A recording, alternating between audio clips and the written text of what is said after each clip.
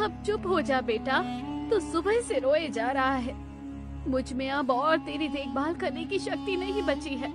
ये मेरे लिए और भी ज्यादा मुश्किल होता जा रहा है। अपने पिता को देख, उसे मेरी मुश्किलों का कोई एहसास ही नहीं है।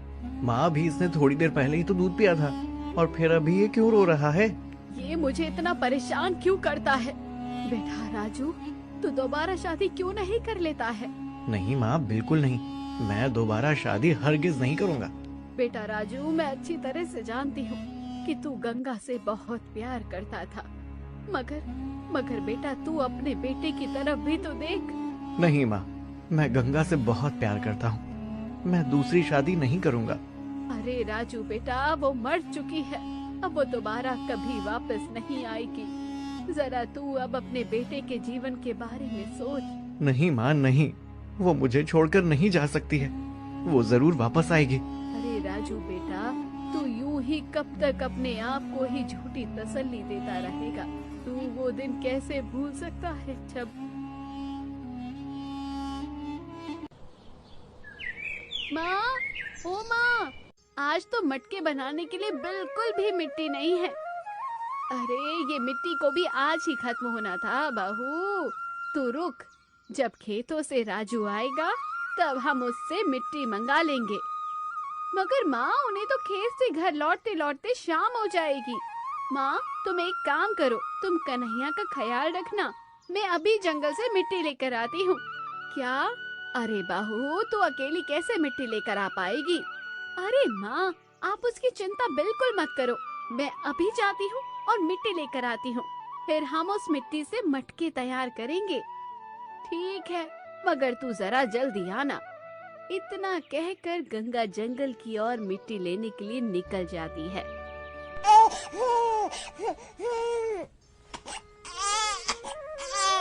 अरे ये फिर रोने लगा।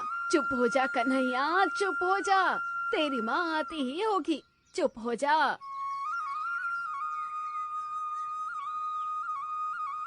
अरे क्या हुआ माँ? कन्हैया क्यों रो रहा है? इसकी माँ कहाँ गई? कहीं दिखाई नहीं दे रही। अरे राजू बेटा, तू खेत से आ गया? गंगा जंगल की ओर मिट्टी लेने गई है, मगर अभी तक वो घर वापस नहीं लौटी। तू जाकर जरा देख तो। वो सभी बातें ही कर रहे थे कि तभी वहाँ पर हरि आता है। अरे राजू की माँ, अनर्थ हो गया। राजू, अनर्थ हो गया, अनर्थ। अनर्थ हो गया? ये तुम क्या कह रहे हो हरि? क्या अनर्थ हो गया? अरे राजू, अभी अभी ये खबर आई है कि जंगल से अभी एक औरत को एक शेर उठा कर ले गया। क्या? जंगल से एक औरत को शेर उठा कर ले गया? हरि, ये तुम क्या कह रहे हो? अरे अरे बेटा राजू, अभी थोड़े समय पहले बहू जंगल की ओर मिट्टी लेने गई थी, मगर अभी तक वो घर वापस नहीं लौटी है। मेरा तो सोच सोच कर ही मन उछले जा रहा है। तू जाकर देख बेटा। नहीं माँ, जैसा तुम सोच रही हो वो बिल्कुल नहीं होगा। गंगा को कुछ नहीं होगा। मैं अभी वहाँ जाकर देखता हूँ। बेटा, बहू जो घर से टोकरी लेकर निकली थी, वो टोकरी वहाँ पड़ी हुई थी और उसी जगह खून भी था। बेटा, गंगा को शेर ने मार दिया। ठीक है माँ, अब ये सब बातें छोड़ो, मैं खेतों की ओर जा रहा हूँ। तुम कन्हैया का ख्याल रखना। ठीक है बेटा, तू कन्हैया की बिल्कुल भी चिंता मत कर, मैं इसका ख्याल रखूंगी। मगर बेटा, आज घर में खाना पकाने के लिए बिल्कुल भी लकड़ियाँ नहीं है। तू तो पहले मुझे जंगल से कुछ लकड़ियाँ काट कर ला कर दे दे। ठीक है माँ, मैं अभी लेकर आता हूँ। इतना कहकर राजू जंगल की ओर लकड़ियाँ काटने के लिए निकल जाता है।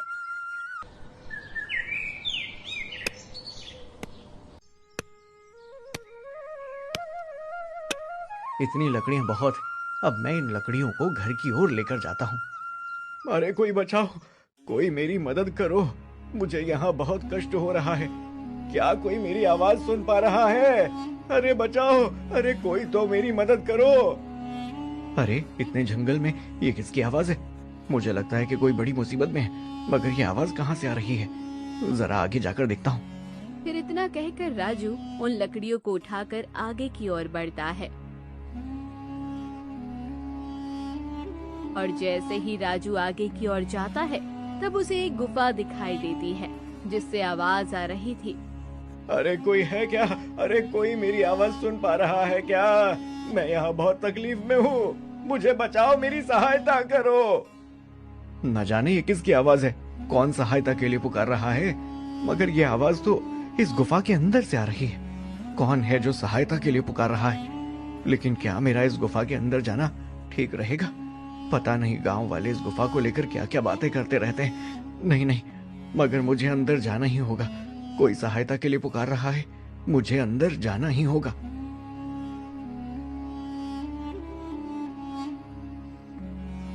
फिर इतना कहकर राजू वो गुफा के भीतर जाने लगा और थोड़ी दूर चलने के बाद उस गुफा के अंदर एक बंदर दिखाई दिया। अरे यहाँ पर तो कोई नहीं है, फिर आवाज कौन दे रहा था? मैं आवाज दे रहा था। तुम मेरी सहायता करो, मैं यहाँ बहुत कष्ट में हूँ, तुम मेरी सहायता करो। अरे तुम एक बंदर होकर मनुष्य की तरह कैसे बोल सकते हो? मुझे वो मायावी चुड़ैल ने बंदर बना दिया है। मैं तो एक तपस्वी ब्राह्मण हूँ। मैं केवल एक दिन इसी गुफा में विश्राम करने के लिए जरा रुका था, तभी उस चुड़ैल ने मुझे मायावी शक्ति से मुझे बंदर बना दिया और मुझे ये गुफा के अंदर कैद कर दिया। मगर साधु महाराज, ये गुफा का मार्ग तो खुला हुआ है, तो तुम इस गुफा से बाहर क्यों नहीं निकल जाते हो? अरे बेटा, मायावी चुड़ैल ने अपनी शक्तियों से मुझे इस गुफा में बांध रखा है। जैसे ही मैं इस गुफा से बाहर जाऊंगा तो मैं हमेशा के लिए नष्ट हो जाऊंगा। बेटा, तुम मेरी सहायता करो। मेरे साथ साथ यहाँ और भी मनुष्यों की जान खतरे में है। क्या? और भी मनुष्यों की जान खतरे में है? मगर साधु महाराज, यहाँ आपके अलावा तो कोई और दिखाई नहीं दे रहा। अरे बेटा, पर ये पुतलियां पड़ी हैं ना, इन्हीं पुतलियों के अंदर वो मायावी चुड़ैल ने कई सारे मनुष्यों को इन पुतलियों में कैद करके रखा है। क्या इन पुतलियों में मनुष्य कैद है? आखिर वो मायावी चुड़ैल ऐसा क्यों कर रही है? वो क्या चाहती है? ये मायावी चुड़ैल बहुत ही खूंखार है बेटा। उसके पास अनेक शक्तियां हैं, जो कि कई सालों से एक गुप्त धन की तलाश में है। इस चुड़ैल के पास एक पत्थर का टुकड़ा है, वो बहुत ही चमकदार है। वो पत्थर उस खजाने का रास्ता बताएगा। वो खजाना इसी गुफा के अंदर दफन है। वो खजाना जब भी सामने आएगा, वो खजाना तभी सामने आएगा जब वो जादुई पत्थर आपस में मिल जाएंगे। उस जादुई पत्थर के 2 टुकड़े हैं, मगर मायावी चुड़ैल के पास उस पत्थर का केवल एक ही टुकड़ा है। वो उस आधे पत्थर के टुकड़े की तलाश में है, और वो मायावी चुड़ैल जैसे ही 100 मनुष्यों को इसी तरह अपने वश में कर लेती है, तो वो जादुई पत्थर स्वयं उसके सम्मुख प्रकट हो जाएगा। और मुझे वो जादुई पत्थर का पता है, जिस कारण वो चुड़ैल मुझे हर रोज परेशान करती है। वो अपनी शक्तियों से मुझे कष्ट प्रदान करती है। हम सभी की जान खतरे में है।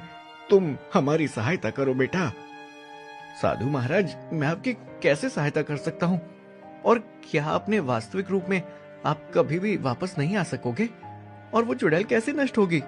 जंगल में वो मीठे पानी वाला तालाब है ना, तुम्हें उस तालाब से कुछ जल लाकर मेरे ऊपर छिड़कना होगा। जैसे ही तुम तालाब का पानी मेरे ऊपर छिड़कोगे, वैसे ही मैं अपने वास्तविक रूप में आ जाऊंगा। जैसे ही तुम्हें वो जल प्राप्त होगा, वैसे ही तुम्हें वहां से वो जादुई पत्थर का दूसरा टुकड़ा भी मिल जाएगा। और अगर कोई मनुष्य उन दोनों पत्थरों को आपस में मिला देगा, तो वो चुड़ैल नष्ट हो जाएगी। मगर तुम्हें ये सब मायावी चुड़ैल की नजरों से बचकर करना होगा बेटा। ठीक है साधु महाराज, मैं अभी तुरंत जाकर उस मीठे तालाब से पानी लेकर आता हूँ। फिर इतना कहकर राजू उस मीठे तालाब की ओर निकल जाता है और वहाँ पहुंचकर, ये तो वही मीठे पानी का तालाब है। इसी तालाब का पता उन साधु महाराज ने बताया था। अब मुझे तुरंत ही इस तालाब से पानी भरकर उस गुफा में पहुंचना होगा। फिर इतना कहकर राजू वो तालाब से एक मटका पानी भर लेता है। तभी राजू की नजर वहाँ रखे एक पत्थर पर पड़ती है। अरे, ये पत्थर कितना चमक रहा है। जरूर ये वही पत्थर होगा। इसी पत्थर को लेकर आने के लिए साधु महाराज ने कहा था। फिर इतना कहकर राजू उस पत्थर को उठाकर वहाँ से आगे की ओर बढ़ता है।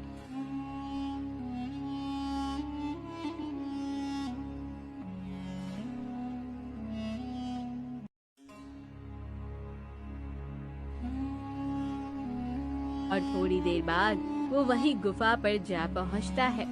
साधु महाराज, देखिए, मैं आपके लिए वही मीठे तालाब से पानी लेकर आया हूँ। ठीक है, अब तुम इस पानी को जल्दी से मेरे ऊपर छिड़को, जिससे मैं अपने वास्तविक रूप में वापस आ सकूं। राजू उस बंदर पर पानी छिड़क ही रहा होता है कि तभी वहाँ वो मायावी चुड़ैल आ जाती है। कौन हो तुम? कौन हो तुम? हो, मेरी ये गुफा में आने की हिम्मत कैसे की? मेरा उद्देश्य आपको हानि पहुंचाना नहीं है। मैं तो केवल ये बंदर रूपी साधु महाराज की सहायता कर रहा था। नादान लड़के, अब इस ब्राह्मण के साथ साथ तू भी मारा जाएगा। मेरे खजाने की खोज में जो भी बाधा बनेगा वो मारा जाएगा। मुझे माफ कर दो, मुझसे बहुत बड़ी भूल हो गई, मुझे कुछ मत करना। अच्छा, मुझे कुछ मत करना, बोला तो देखो इसका। तुम दोनों मुझे मारने का षड्यंत्र रच रहे थे। रुक, मैं तुझे बताती हूँ। तू मुझे मारने यहाँ आया था, अब तू भी मर। नहीं नहीं, मुझे कुछ मत करना, मुझे छोड़ दो, मुझे यहाँ से जाने दो। और जैसे ही वो चुड़ैल अपनी शक्तियों से राजू के ऊपर हमला करती है, जिससे राजू से वो मटका फूट जाता है और फिर वो मटके का पानी की कुछ बूंद वो बंदर पर लग जाती है। पानी की बूंद बंदर पर लगने के बाद अचानक से वो बंदर साधु महाराज का रूप धारण कर लेता है। वो चुड़ैल राजू को अपने वश में करने वाली ही होती है कि तभी साधु महाराज वो जादुई पत्थर को उठाते हैं और उस पत्थर का दूसरा टुकड़ा जो वो चुड़ैल के पास पड़ा हुआ था उसे उठाकर दोनों को मिला देते हैं, जिससे वो चुड़ैल वहीं नष्ट हो जाती है। राजू, अब तुम्हें डरने की कोई आवश्यकता नहीं है। अब ये चुड़ैल हमेशा हमेशा के लिए नष्ट हो गई। इस जादुई पत्थर ने ये चुड़ैल को इसके कर्मों की सजा दे दी है। ये कोई साधारण पत्थर नहीं है। जब भी कोई इस पत्थर का लालच के लिए इस्तेमाल करेगा तो ये पत्थर उसका सर्वनाश कर देगा। और देखते ही देखते उस चुड़ैल की जगह ढेर सारे सोने के आभूषणों से भरे मटके वहां आ जाते हैं। अरे अरे देखिए साधु महाराज, उस चुड़ैल की जगह तो ये कितने सारे सोने के आभूषणों से भरे मटके आ गए। बेटा, ये ही वो खजाना है जिसकी तलाश में ये चुड़ैल थी। अच्छा साधु महाराज, जैसा आपने कहा था कि इन पुतलियों में वो चुड़ैल ने कई मनुष्यों को कैद करके रखा है, तो क्या अब ये मनुष्य कभी आजाद नहीं हो पाएंगे क्या? नहीं बेटा नहीं, मैं अभी अपनी विद्या के द्वारा उन सभी मनुष्यों को इन पुतलियों से आजाद करता हूँ। फिर इतने ही बीच में साधु महाराज एक मंत्र पढ़ते हैं और देखते ही देखते वो सभी पुतलियों से मनुष्य प्रकट होने लगते हैं। अरे अरे भगवान, तुम यहाँ? आप यहाँ क्यों आए हो? आप यहाँ से जाओ, वो चुड़ैल तुम्हें हानि पहुँचा सकती है। बेटी, अब चिंता करने की आवश्यकता नहीं है। वो चुड़ैल हमेशा हमेशा के लिए नष्ट हो चुकी है। और बेटा, तुम इस युवती को जानते हो क्या? अरे साधु महाराज, ये मेरी पत्नी गंगा है। क्या ये तुम्हारी पत्नी है? हाँ साधु महाराज, ये मेरी पत्नी है गंगा। तुम्हें भी वो चुड़ैल ने कैद कर दिया था क्या? हाँ जी, मुझे भी वो चुड़ैल ने अपने वश में कर लिया था। हाँ, ये जगह बिल्कुल सही रहेगी। मैं मटके बनाने के लिए यहीं से मिट्टी खोद लेती हूँ और जल्दी से घर जाती हूँ। मेरा कन्हैया मेरे बगैर 1 मिनट भी नहीं रहता है। इतना कहकर गंगा मिट्टी खोद ही रही होती है कि तभी अचानक वहाँ से एक चुड़ैल आ जाती है, जिसे देख गंगा कहती है, अरे चुड़ैल, कोई बचाओ, बचाओ। क्यों नादान लड़की, तेरी हिम्मत कैसे हुई कि तू मेरे जंगल में आकर मेरी अनुमति के बिना यहाँ से मिट्टी ले रही है? तेरे कारण मेरी नींद खराब हो गई है। मुझे क्षमा कर दो, मुझसे बहुत बड़ी भूल हो गई है। कृपया करके तुम मुझे कुछ हानि मत पहुँचाना। मेरा एक छोटा सा बच्चा है। मैं यहाँ से चली जाती हूँ। यहाँ से चली जाती हूँ कहने का क्या मतलब है? देखो तो इसका, तूने मेरी नींद बिगाड़ी, फिर उसका क्या करूँ मैं तुझे रुक अभी बताती हूँ। फिर वो चुड़ैल ने अपनी मायावी शक्तियों के द्वारा मुझे अपने वश में कर लिया और मुझे इन पुतलियों में कैद कर दिया। भाग्यवान, पूरा गांव कहता था कि तुम्हें शेर उठा कर ले गया है।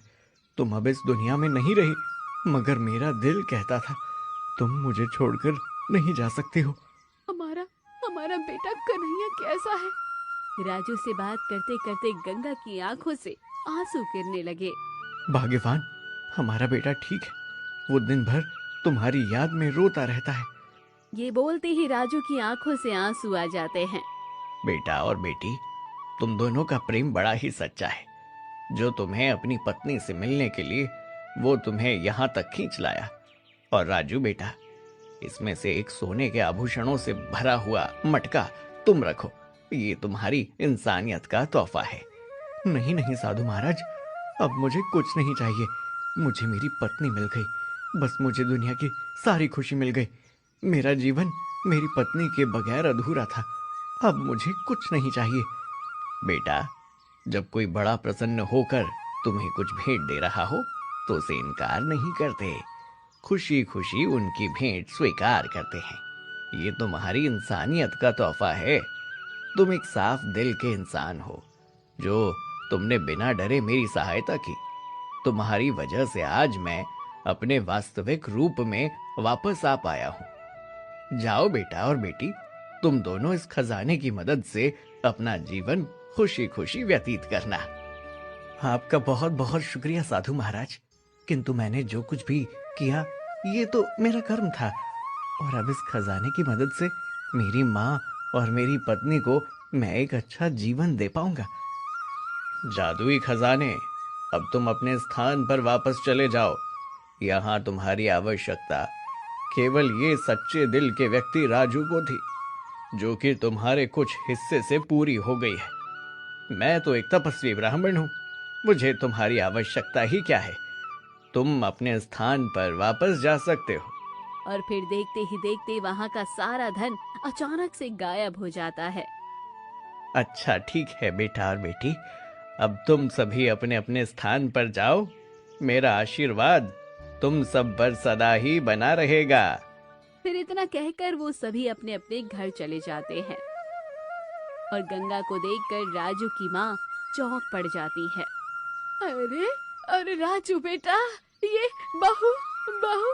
हाँ माँ, मैंने तुमसे कहा था ना कि भाग्यवान मुझे छोड़कर कहीं नहीं जा सकती। रुको, मैं तुम्हें सब बातें समझाता हूँ। फिर राजू ने अपनी माँ को सारी बातें बताई।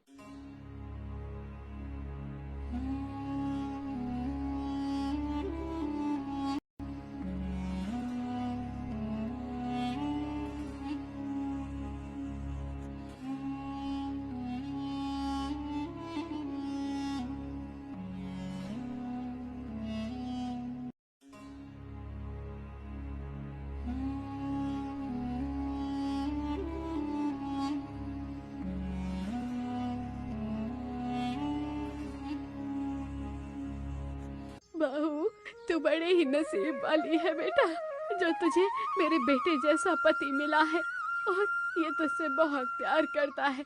जब तू यहाँ नहीं थी, जब से हमेशा तेरे आने की राह देखता रहता था। ये सब कहते हुए राजू की माँ की आंखों से आंसू आने लगते हैं। अरे माँ, अब रोने की कोई आवश्यकता नहीं है। अब हमारे पुराने बुरे दिन खत्म हुए। फिर इसी प्रकार राजू अपनी माँ और पत्नी के साथ एक बढ़िया सा घर बनाकर हंसी खुशी रहने लगता है। तो दोस्तों, कहानी भी यहीं खत्म होती है।